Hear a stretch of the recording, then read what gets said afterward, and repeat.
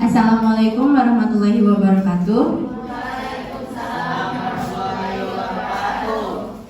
Baik, pada kesempatan pagi hari ini kami dari kelompok 2 akan mempresentasikan materi antibiotik dan mekanisme antibiotik.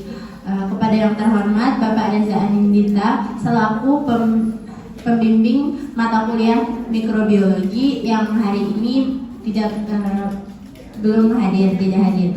Dan kepada teman-teman yang telah hadir di sini, kami mengucapkan terima kasih. Selama 30 menit ke depan, kelompok 2 akan mempresentasikan materi ini. Sebelumnya, perkenalkan, nama saya Anissa Meilani sebagai moderator. Kemudian ada Aisyah Yuniarti, ada Mutiara Desti, ada Najwa Elia Yasya, ada Ananda Nurfadila, ada Nabila Oktavianti, dan ada Syaifa Anjuna.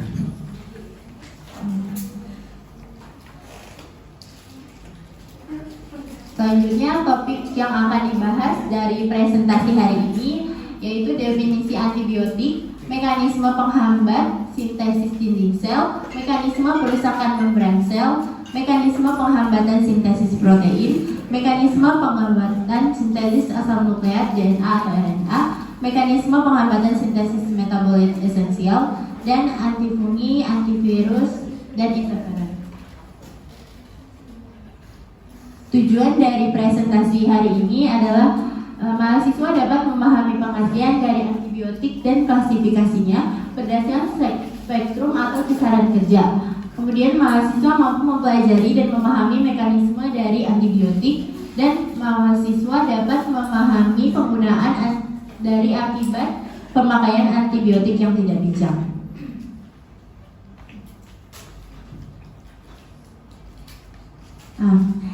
Selanjutnya ada definisi antibiotik. Apa sih itu antibiotik? Jadi antibiotik itu adalah golongan senyawa sintetis yang mampu untuk menghentikan atau menekan proses biokimia terhadap suatu organisme, khususnya pada proses infeksi bakteri. Antibakteri bisa bersifat bakteriosida atau membunuh bakteri, atau bakteriostatik atau menghambat berkembang biaknya bakteri. Jadi si antibiotik ini sebenarnya kayak apa ya? Obatnya bakteri yang menghambat ataupun membunuh bakteri. Selanjutnya klasifikasi antibiotik. Klasifikasi antibiotik itu berdasarkan spektrum atau kisaran kerjanya ada 2, yaitu berspektrum sempit dan berspektrum luas.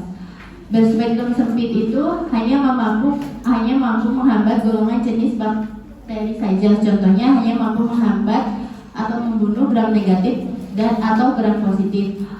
Kalau berspektrum luas itu menghambat dua-duanya, antara gram positif dan gram negatif. Perbedaannya untuk spektrum sempit itu salah satu, kalau spektrum luas itu dua-duanya.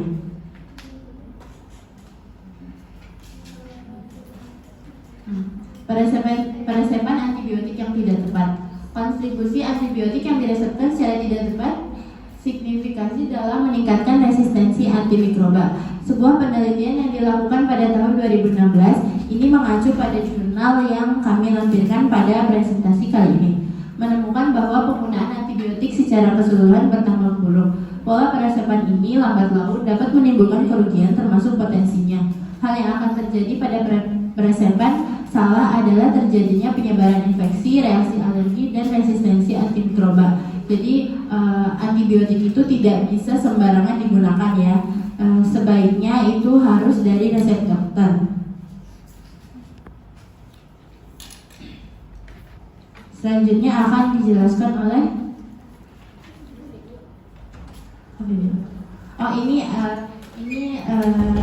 referensi video dari mekanisme antibiotik. Selanjutnya lebih jelasnya akan dijelaskan oleh Bila.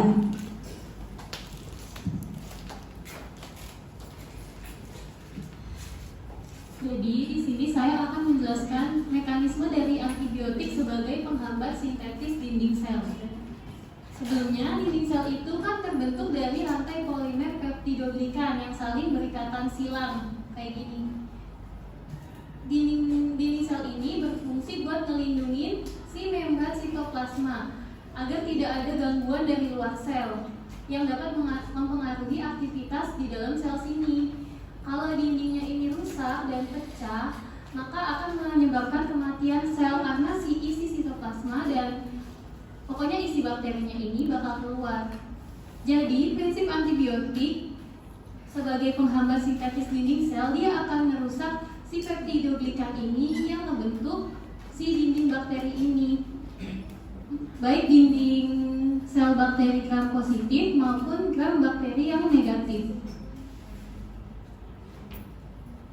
Contohnya ada penisilin. Penisilin itu dia punya cincin beta laktam. Ini kalau ini penisilin yang disintetis tubuh, kalau ini struktur penisilinnya itu sendiri. Penisilin ini bakal nyebabin pengikatan PBP atau penicillin binding protein. Dia bakal nyebabin gagalnya mengikat asam amino di alamin dan akan menyebabkan ikatan silang ini jadi rusak dan akan terputus, yang akan menyebabkan dinding sel bakterinya nanti gagal dibentuk, terus jadi lisis dan pecah, terus bakterinya jadi mati. Contoh antibiotik lainnya itu ada cephalosporin, carbapenem, monobactam, dan isoniazidum. Selanjutnya akan dibacakan oleh Aisyah.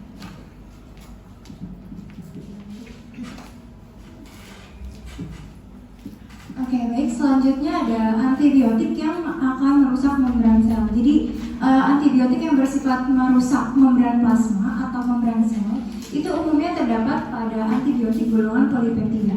Nah, yang bekerja dengan mengubah permeabilitas membran sel bakteri. Contohnya adalah polymyxin. Polymyxin kan ada banyak jenisnya ya. Nah, ini ada polymyxin B yang melekat pada fosfolipid membran. Kemudian ada amphotericin B, niconazole, dan ketoconazole. Nah, dari semua obat yang sudah dikasih tahu tadi, itu ketiganya merupakan antifungi yang bekerja dengan cara berkombinasi dengan sterol pada membran plasma fungi. Nah, ini ada contoh obat-obatannya antibiotik ini. Ini ada ketoconazole, niconazole, terus ada amphotericin. Selanjutnya ada mekanisme dari antibiotik merusak membran sel.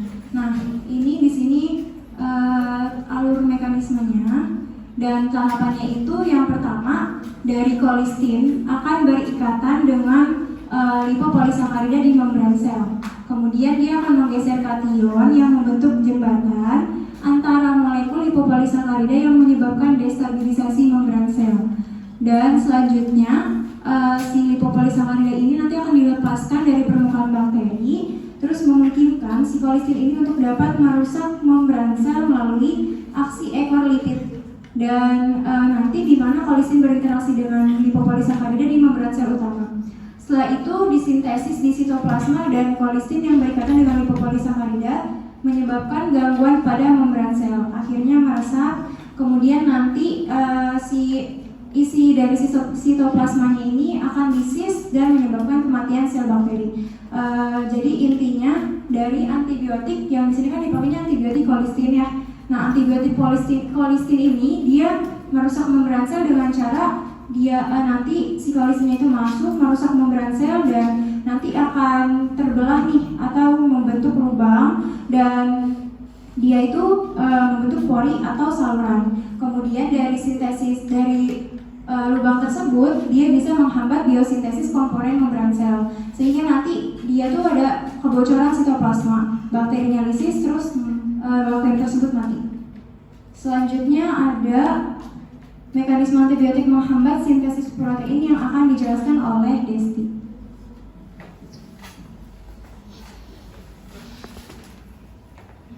Di sini ada mekanisme antibiotik menghambat sintetis protein. Di gambar ini ada kelas utama dalam menghambat sintetis protein. Ada chloraphenicol, terus macrolides dan juga limfosamides. Di sini ada dalam pembentukan protein. Di sini ada subunit besarnya yang 50S, lalu di sini ada subunit kecilnya 30S. Di sini ada ini mRNA dengan ujung 3 dan ujung 5, di sini tRNA dan juga ini asam amino. Di sini korampenikol, makroides dan juga liposamides akan berikatan pada subunit besar di 50S ini dengan mencegah si pembuatan ikatan polipeptida ini. Jadi dia hasilnya akan memberhentikan atau stop proses sintetis protein. Lalu ada aminoglifosid, yaitu berikatan di sini 30S ditunjukkan ini, ditunjuk di sini 30S di bagian sini. Dia ini akan merusak proses proofreading, dengan hasilnya itu si proteinnya akan salah. Lalu ada tetrasiklin, dia ini berikatan 30S di bagian sini yang dekat sama mRNA. Dia ini akan memblok si tRNA ini menghasilkan protein ini asam amino, lalu dia akan hasilnya menghambat proses protein sintetis proteinnya. Jadi kelas utamanya itu berikatannya utamanya pada 50S dan juga 30S. Contoh di sini mekanisme transportasi secara aktif yang bergantung pada energi yang membutuhkan oksigen dan kekuatan proton aktif. Untuk alasan ini si aminoglikosida bekerja buruk di lingkungan anaerob dan asam. Setiap aminoglikosida bekerja dengan mengikat subunit 30S dari ribosom bakteri yang menyebabkan ketidakcocokan antara kodon mRNA dengan amino asid tRNA, dan pada akhirnya terjadi kesalahan translasi protein. Kalau si aminoglikosida ini bekerjanya pada subunit 30S, jadi hasilnya itu kesalahan translasi protein. Di sini ada contohnya amikasin. Amikasin itu tadi kan sudah dijelasin ya, golongan aminoglikosida, yaitu berikatan pada 30S untuk mengobati penyakit karena infeksi bakteri. Nah, aminoglikosida adalah molekul bermuatan positif yang cukup besar. Aminoglikosida memiliki aktivitas yang sangat baik terhadap gram negatif aerobik karena ukurannya dapat melewati membran luar bakteri. Tapi si aminoglikosida ini bekerja buruk pada lingkungan anaerob dan asam. Berarti dia spektrumnya kecil karena dia ini bagus untuk bakteri gram negatif yang aerobik. Selanjutnya akan dijelaskan oleh Seifa.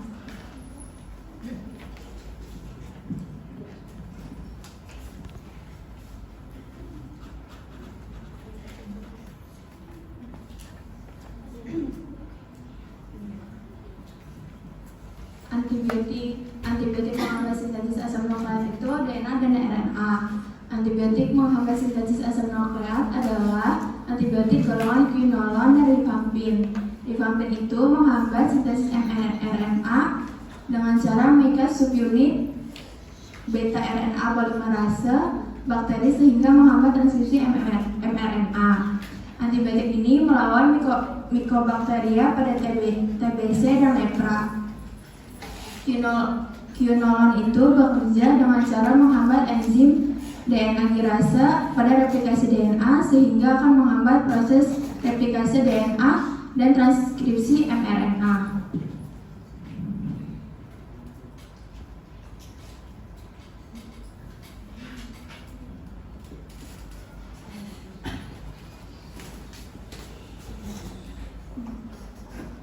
Jadi mekanisme kerja rifampin itu, jadi DNA-nya ini masuk ke dalam terowongan lalu di posisi ini mereka itu bersarang, lalu secara sterik nanti memblokir molekul mRNA yang baru lahir.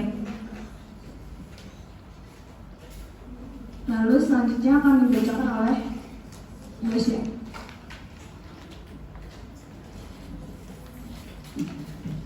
Baik, di sini ada antibiotik menghambat sintesis metabolit esensial. Antibiotik menghambat sintesis metabolit esensial ini dengan cara mengganggu jalur biosintesis yang diperlukan untuk produksi metabolit tersebut. Mekanisme ini efektif terhadap bakteri yang bergantung pada metabolit tertentu untuk bertahan hidup. Antibiotik yang sangat sering digunakan adalah kombinasi antara trimethoprim microcream dengan sulfamethoxazole untuk mengurangi efek resistensi bakteri. Ini contoh obatnya itu cotrimoxazole.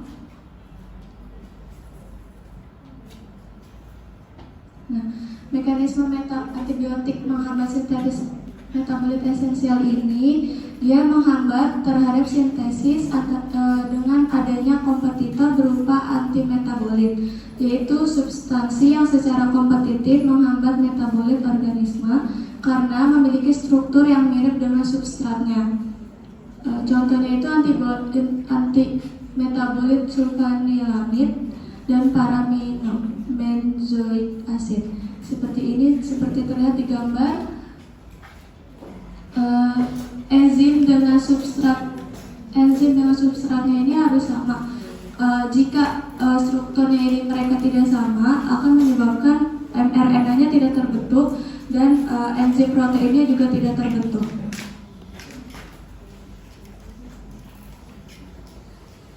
Selanjutnya ada antifungi, antivirus, dan interferon dijelaskan oleh Nabila.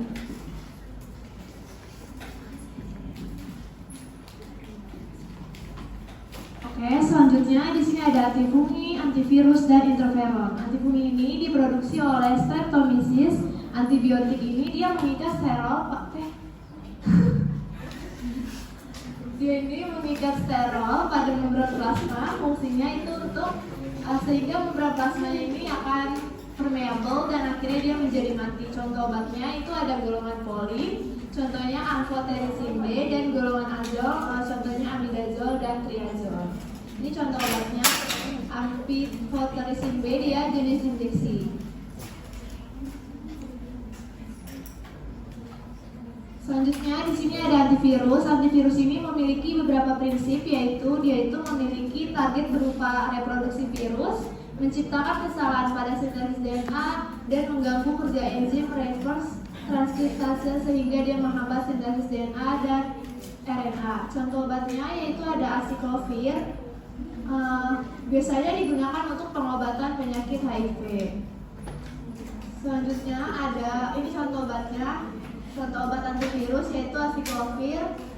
Bentuk sedianya itu tablet.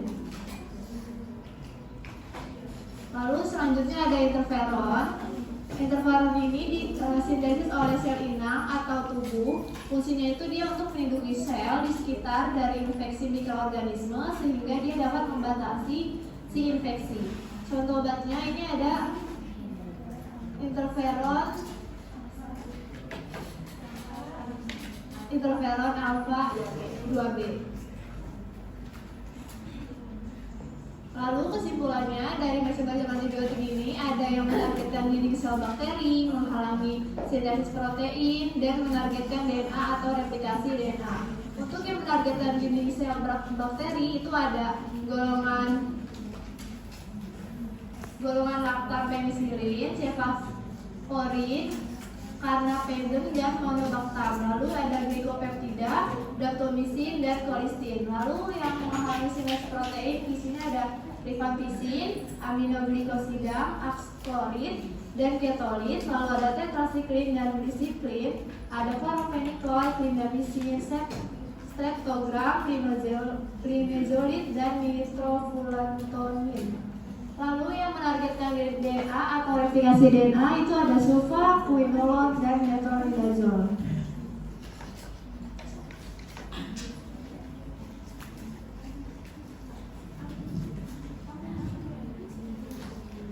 Kami menggunakan dua jurnal, yaitu jurnal internasional, ini jurnal utamanya, lalu ada jurnal mekanisme kerja antibiotik yang pendukungnya, dan menggunakan dua referensi bukunya, yaitu ada buku Basic Pharmacology dan Drug Notes sama Mikrobiologi Farmasi.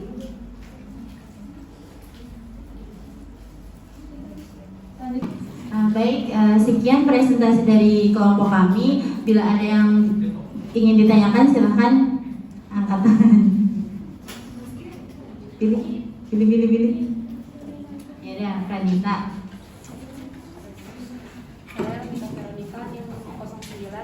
penjelasannya. Apa yang menyebabkan antibiotik dapat menghentikan atau menekan proses biokimia bakteri? Ini dulu ya, ditampung dulu ya. Satu pertanyaan, tiga pertanyaan ya. Pertanyaan kedua, turun dulu sebentar. 1, 2, 3.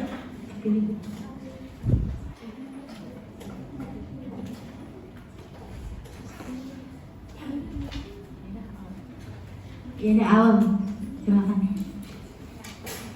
Kenapa nama saya Bianca ini nih mau tanya mengapa penghambatan terhadap sintesis metabolit esensial membutuhkan kompetitor berupa antimetabolit?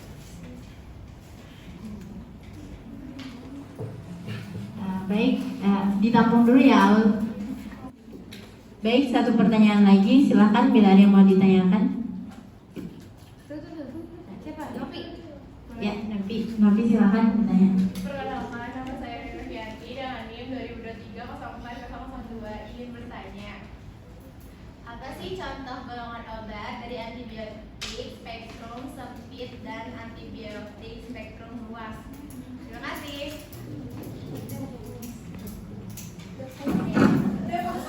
Baik, terima kasih yang sudah bertanya.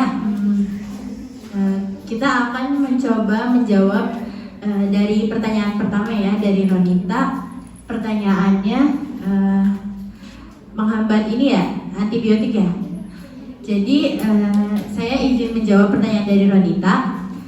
Sama seperti di definisi ya, antibakteri ini bersifat bakteriosida atau membunuh bakteri dan bakteriostatik atau menghambat berkembang biaknya bakteri. Jadi antibiotik itu umumnya bekerjanya itu menghambat fungsi struktural bakteri. Jadi kelangsungan hidupnya itu terganggu. Gimana cara menghambatnya? Itu ada beberapa mekanisme. Jadi mekanisme penghambat sintesis dinding sel, perusakan membran sel, penghambatan sintesis protein, penghambatan sintesis asam nukleat, dan penghambatan sintesis metabolit esensial. Jadi ini itu cara-cara antibiotik menghambat bakteri. Sudah jelas? Ya, terima kasih. Selanjutnya akan dijawab oleh pertanyaannya Aul. Oh ya udah, pertanyaannya Novi, apa contoh spektrum dan spektrum? Jadi saya akan menjawab pertanyaan Adenovianti. Kalau contoh antibiotik spektrum sempit itu, contohnya itu obat penisilin sediaan injeksi. Fungsinya itu untuk infeksi saluran kemih dan infeksi telinga. Sedangkan kalau yang antibiotik spektrum luas itu, contohnya itu amoxicillin. Fungsinya itu untuk infeksi saluran pernapasan. Sudah? Terima kasih.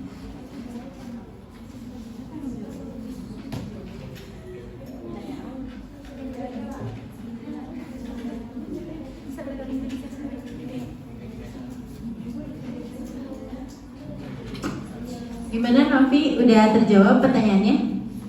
Ya, selanjutnya pertanyaan dari Aul akan dijawab oleh yang gila ya.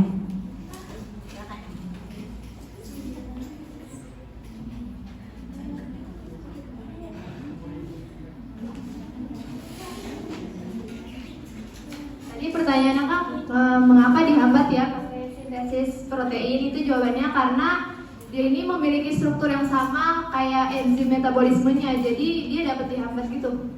Apa sudah terjawab? Makasih. Ya, sama-sama.